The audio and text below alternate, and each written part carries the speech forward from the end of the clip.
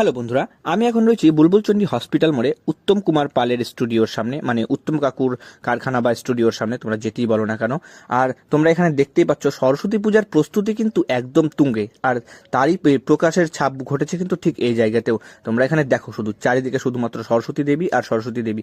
এখানে আমরা ঢুকতেই দেখতে পাচ্ছি যে প্রতিমার রঙের কাজ কিন্তু চলছেই। এই দাদাটি স্প্রে দিয়ে কিন্তু রং করছে।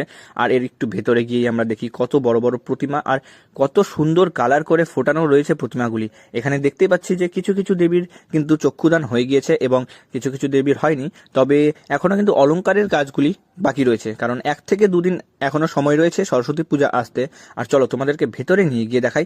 দেখো, ছোট থেকে বড় আর মাঝারি সমস্ত ধরনের প্রতিমা কিন্তু এখানে প্রস্তুত রয়েছে। তোমরা এখানে দেখো, জাস্ট পাতার সামনে সরস্বতী দেবীর মূর্তি।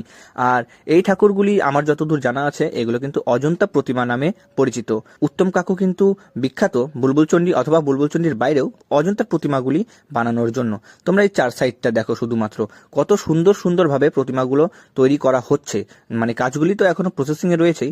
চলো আমরা ভেতরের দিকে যাই আর কারখানার ভেতর সাইডটাই দেখি। চলো, এই দেখো, এখানে লাইন দিয়ে কিন্তু ছোট থেকে বড় সমস্ত ধরনের প্রতিমাগুলি রয়েছে। প্রায় 100 থেকে 150 প্রতিমা রয়েছে এই সম্পূর্ণ কারখানাতে।